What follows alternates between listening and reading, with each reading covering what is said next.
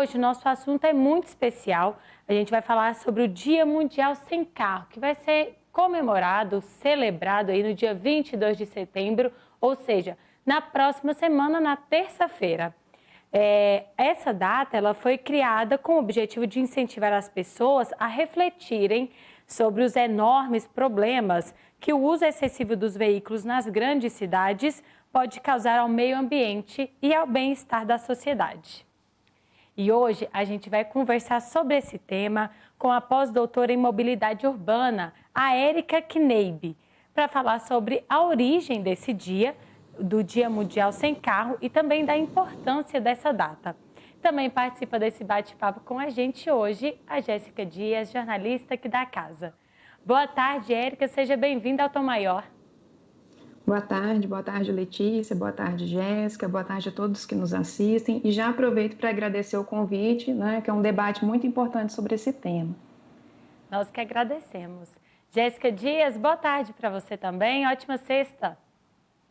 Oi Letícia, ótima sexta para você, uma boa tarde para a Érica, para todos que estão nos acompanhando hoje aqui no Tom Maior. Sextando agora e a gente vai começar falando, né, Érica, sobre um assunto importante que vale a gente colocar a mão aí na consciência, né? E eu queria saber a importância aí dessa data, do dia 22 de setembro, que é o dia, né, e foi instituído como Dia Mundial Sem Carro. Você avalia que essa é uma campanha que consegue conscientizar os motoristas e a população em si? Olha, essa campanha já tem muitos anos, né? No Brasil ela já teve atividades muito interessantes. É claro que esse ano nós estamos numa época atípica, numa época de pandemia, com menos fluxos nas ruas, mas eu acho sim que é importante a data, né? A gente até comemora ou relembra a Semana da Mobilidade, para repensarmos nosso comportamento, repensarmos a mobilidade nas cidades, inclusive nessa época de pandemia, porque a mobilidade ela está, sim, diretamente relacionada à saúde da nossa cidade. E a gente sabe que uma cidade saudável vai levar a cidadãos mais saudáveis também. Então, acredito que é uma data muito importante e mesmo nessa época a gente pode aproveitar para pensar em como podemos melhorar a mobilidade nas cidades. Érica, então, entrando nesse assunto de mobilidade urbana, eu queria perguntar para você quais são os problemas de mobilidade urbana aqui no Brasil. Eles decorrem principalmente de quais fatores, na sua opinião? Olha, as cidades brasileiras, de um modo geral, elas privilegiam muito o automóvel, né? O uso do carro e da moto. E isso traz uma série de impactos negativos, o que a gente chama até de externalidades negativas do excesso do uso do carro. Então, nós vamos ter muita poluição, a gente sabe que a poluição impacta diretamente os problemas respiratórios e o sistema de saúde. Nós vamos ter acidentes de trânsito matam e mutilam muito todos os dias no Brasil, também é considerado uma epidemia, né? Nós temos também a degradação do ambiente urbano, uma cidade que tem muito carro, uma rua que passa muito carro, é uma rua poluída, uma rua difícil de você caminhar, uma rua que tem o que a gente chama de uma paisagem degradada. Então, o excesso de utilização do carro ele é muito prejudicial para a cidade. Né? A gente sabe que as cidades brasileiras, então, vêm privilegiando o automóvel, vêm construindo muitas vias, viadutos, e isso, infelizmente, não resolve o problema de mobilidade. Toda vez que a gente constrói uma nova via, constrói um novo viaduto, você só estimula, você só convida as pessoas a usarem mais carro. E usando mais carro, mais poluição, mais acidentes. Isso tudo gera o que a gente chama de um ciclo vicioso, né, desse aumento de infraestrutura para o carro, que vai levar, então, ao aumento da utilização do carro. E o carro, né, como a gente já falou, com poluição e acidentes, ele contribui muito para que a cidade seja uma cidade pouco saudável, né, uma cidade onde as pessoas ficam muito doentes ou precisam muito dos hospitais, seja por conta da poluição, seja por conta dos acidentes que o automóvel, o excesso de utilização do automóvel causa para a cidade. Érica, e o que caracteriza uma mobilidade urbana de qualidade? Olha, essa questão, assim, eu vou falar aqui para você 4 pontos, né, que a gente pode trabalhar para melhorar a mobilidade, mas infelizmente na teoria é simples, mas na prática a gente sabe que é muito difícil, né? O primeiro ponto é a questão da prioridade ao pedestre e ao ciclista, né? os prefeitos priorizarem o pedestre e o ciclista na cidade, isso não é mais opção. Isso está lá na lei federal, a maioria dos planos diretores das cidades trazem isso. Então, construir calçadas, ciclovias, espaços adequados para o pedestre e para o ciclista não é mais opção, não é mais favor da gestão pública. É necessidade de cumprimento de legislação. Então, primeiro ponto, priorizar o pedestre e o ciclista para que eles tenham deslocamentos de qualidade. Segundo ponto, a questão da valorização do transporte público, né? A maioria das cidades do Brasil não tem um transporte público que atende às necessidades, mas somente cidades com bons sistemas de transporte público conseguem alcançar a melhoria da mobilidade. Então, ter investimentos, ter vias prioritárias para o transporte público, pontos de ônibus adequados, com informação, terminais qualificados, isso é muito importante para atrair o usuário realmente para a utilização do transporte público. Então, falamos do pedestre ciclista, do transporte público.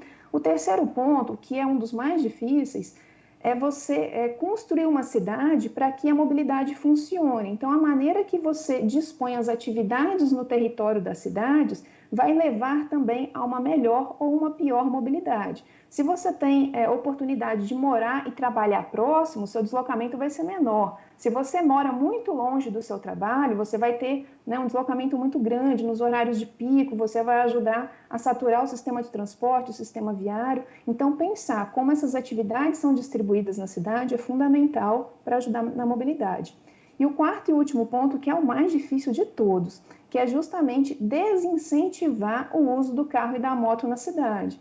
E a gente sabe que isso é muito difícil porque é uma medida muito impopular, né? Nenhum gestor público no Brasil ainda teve coragem de assumir, de implementar, de efetivar medidas que desestimulem o uso do carro e da moto na cidade. E existem várias, né? Controle de estacionamento, existe o pedágio urbano ou a cobrança por utilização da via, enfim. Inclusive, a Lei Federal de Mobilidade traz uma série de medidas que podem ser adotadas nas cidades para desestimular esse uso do carro.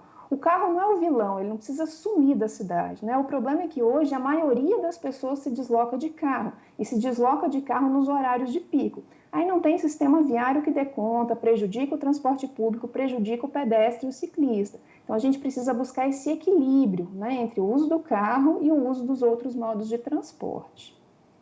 Érica, você mencionou agora há pouco sobre os viadutos. E especificamente aqui em Goiânia, nós vemos obras do BRT, viadutos, trincheiras. Quer dizer, então, que essas obras elas não solucionam os problemas de trânsito?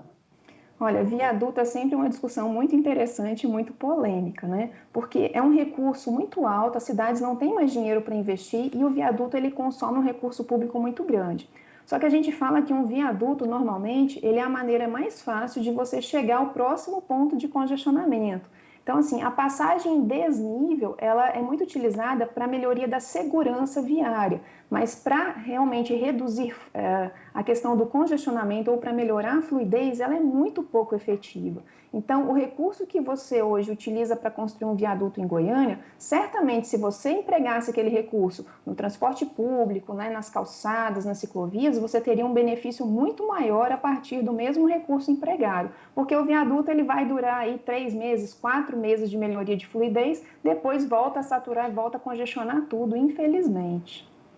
Érica, Goiânia aí é uma das capitais com mais veículos por habitantes no Brasil. Eu dou um exemplo aqui básico na minha casa. Eu tenho meu carro, meu marido tem o carro dele, além disso tem uma moto lá. Então são 3 veículos para 2 habitantes só na nossa casa.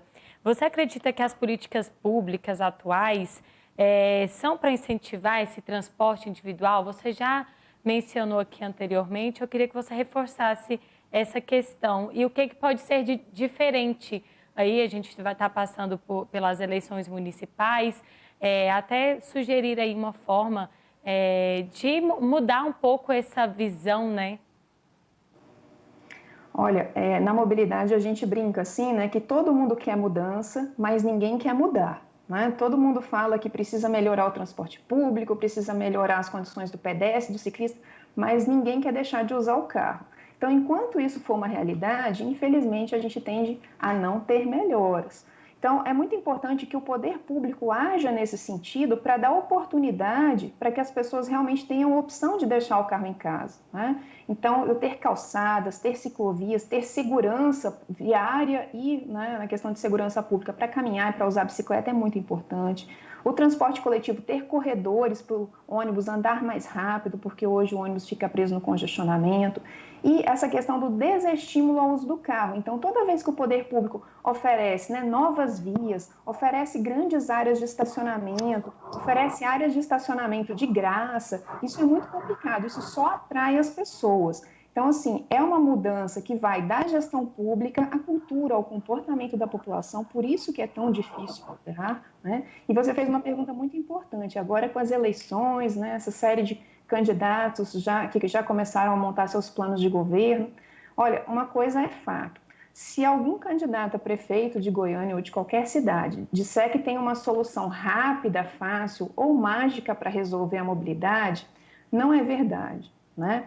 A mobilidade é muito difícil, é uma questão muito complexa, vai demandar planejamento, vai demandar recursos, investimento público e vai demandar também atitude do poder público em mudar o que precisa ser mudado. Então, por isso que é tão difícil, é muito difícil os prefeitos encararem, né, quererem mudar, quererem restringir o uso do carro. Então, solução simples e mágica, infelizmente, não existe. É complexa, demanda muito trabalho, muito conhecimento, planejamento, investimento e coragem para mudar o que precisa ser mudado. Érica, ainda falando sobre essa quantidade de veículos, o problema são esse grande número de veículos ou também como essa frota é utilizada? Assim, há falta ainda muita infraestrutura também, né?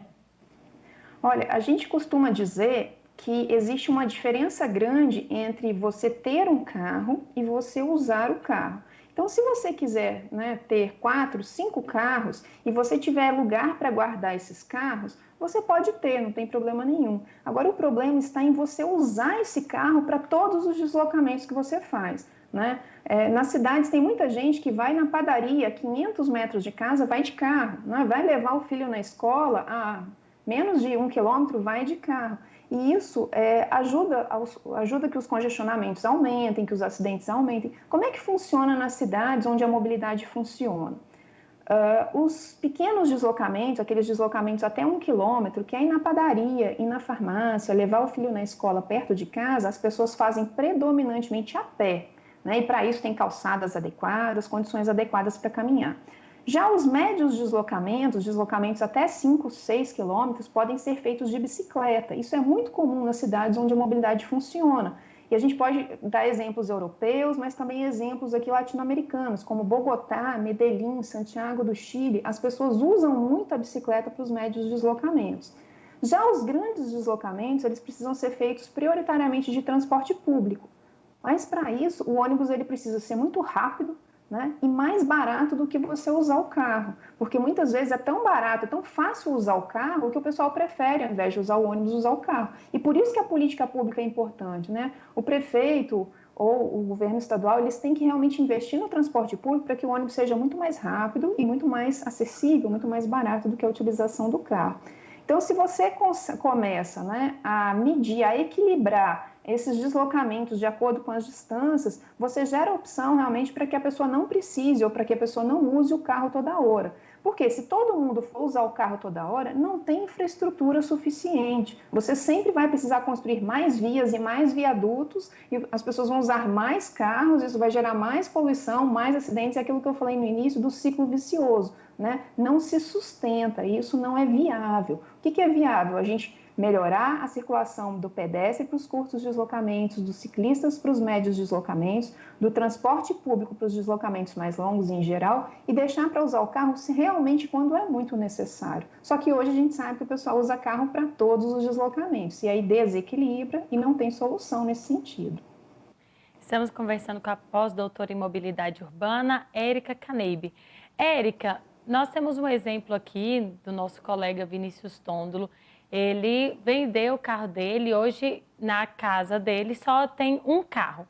Então, ele usa agora transporte alternativo. Ele tomou essa atitude. Para quem está acompanhando a gente, quem está em casa, qual que é a sua dica para essa pessoa que tem vontade, tem interesse de melhorar a mobilidade urbana, fazer a parte dele em todo esse processo? O que ele tem que fazer? E às vezes, como você disse, o trabalho é demorado, é um trabalho longo. Também se aplica à sociedade? Sim, principalmente a sociedade, né? Até porque muitas vezes o poder público pensa em fazer uma mudança e a sociedade reage no sentido contrário. A gente enfrentou isso muito nos corredores de transporte coletivo aqui em Goiânia. Quando a prefeitura falava que ia tirar estacionamento de uma determinada via para implantar corredor de ônibus, o pessoal, né, não gostava, fazia um barulho contrário. Imagina, aquele corredor de ônibus vai beneficiar milhares de usuários que passam ali todos os dias. E antes, apenas, né, poucas vagas de carro existiam ali. Então, poucos usuários de automóvel eram beneficiados. E quando você retira essas vagas de carro para dar lugar ao transporte público, olha o número de pessoas que vai ser beneficiada naquele espaço. Então, assim, acho que a sociedade precisa também começar a entender qual que é a solução que realmente vai levar à melhoria da mobilidade.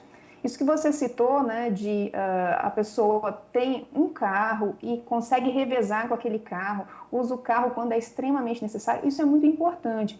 E a sugestão que eu faço é que as pessoas experimentem os modos de transporte na cidade, né? Então, se o filho estuda perto de casa, tenta um dia levar o filho a pé para a escola ou de bicicleta. Você vai ver que a criança percebe o ambiente de uma forma muito diferente. Ela aprende sobre o caminho, ela aprende sobre a vegetação, ela aprende sobre a cidade. Isso está faltando muito nas nossas crianças hoje, né? Tem muita criança que só vai para a escola de carro e isso limita muito a percepção da criança sobre a cidade. Outra questão é o transporte público. Se você utilizar o transporte público coletivo, o ônibus, fora do horário de pico, você vai ver que muitas vezes ele pode sim atender a sua necessidade, né? Fora do horário de pico, o ônibus ele é muito mais vazio, ele vai passar mais no horário, porque ele possivelmente não vai ficar preso no congestionamento. Então, experimente outras alternativas na cidade que elas podem te surpreender.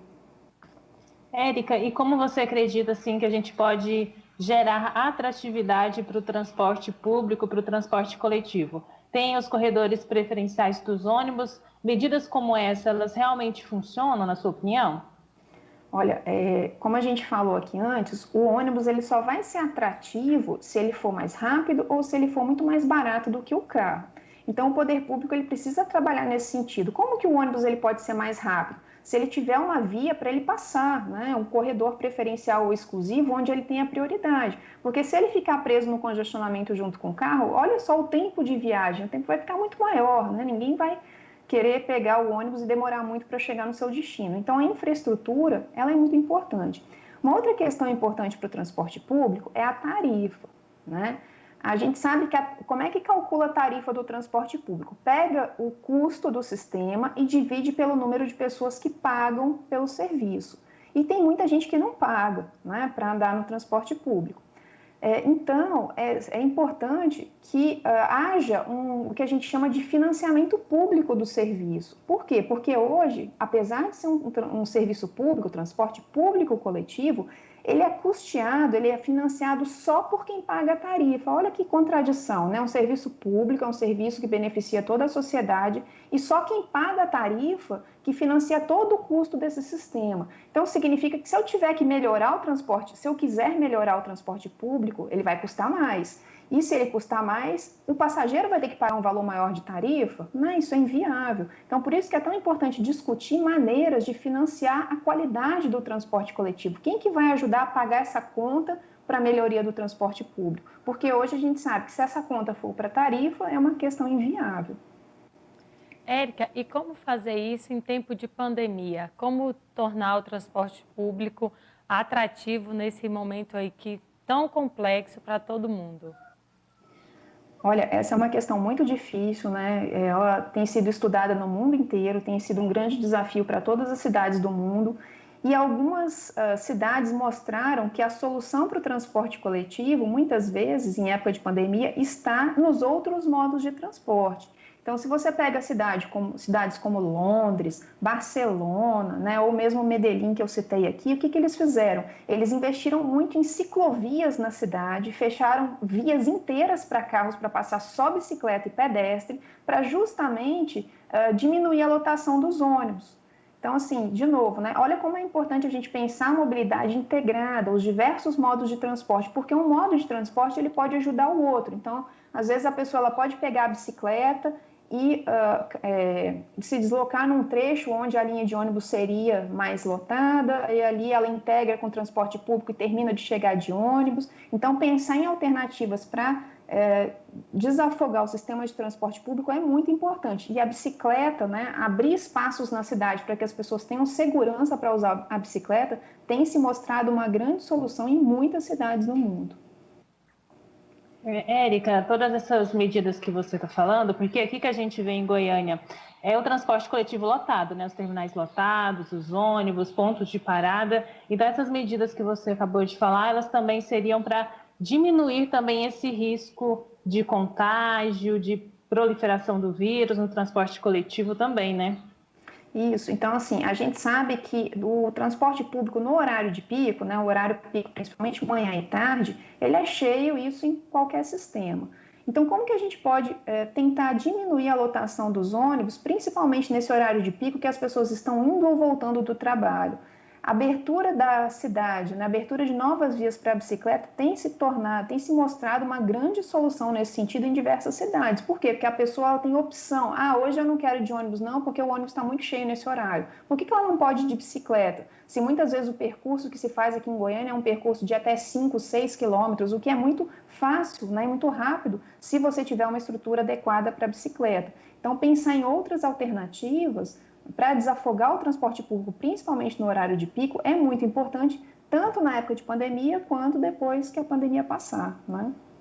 Érica, nós estamos chegando aqui na reta final da nossa entrevista e eu queria que você estendesse o convite aí do Dia Mundial Sem Carro, no dia 22 de setembro, que é a próxima terça-feira, para as pessoas tentarem, né, fazer aí um esforcinho, pelo menos nesse dia, para saber como é que vai ser, se ele tem essa possibilidade de aderir, né, a melhorar a mobilidade urbana. Então, caminhando aqui para o nosso encerramento, quero agradecer novamente a oportunidade e fica aqui o meu alerta, a sugestão a todos que nos assistem, né? Seja no dia sem carro ou em outro dia, experimentar a cidade, experimentar os espaços públicos. Agora, na época de pandemia, nunca o espaço público foi tão valorizado, o espaço verde foi tão valorizado. Então, experimentar a bicicleta, a caminhada, conhecer a sua cidade, além da janela do carro, é muito importante. E o Dia Sem Carro pode servir para esse alerta, né? Experimente a sua cidade a partir de outros modos de transporte, porque possivelmente você vai ver coisas que você nunca observou e você vai se surpreender. Érica Caneib, que é pós-doutora em mobilidade urbana, participou com a gente hoje para falar do Dia Mundial Sem Carro. Muito obrigada pela sua participação, Érica. Seja sempre bem-vinda aqui no Tom Maior para falar sobre esse assunto que é tão importante aí para a nossa cidade. Obrigada e desejo um bom final de semana a todos e um bom dia sem carro. Nós que agradecemos a sua participação. Jéssica Dias, até segunda-feira. Até segunda-feira, Letícia. Sextou. Muito obrigada a você, a Érica, e até segunda. Pois é, e você tem interesse em participar aí do Dia Mundial Sem Carro? Quer saber mais detalhes sobre isso, sobre mobilidade urbana, sobre qualidade de vida? Então acesse lá o sagresonline.com.br, nosso portal de notícias, e lá vai ter detalhadamente, além da entrevista na íntegra com a Érica, você também vai entender um pouco melhor sobre o Dia Mundial Sem Carro. E a gente vai para uma rápida pausa e na volta tem Petras de Souza. A gente volta rapidinho.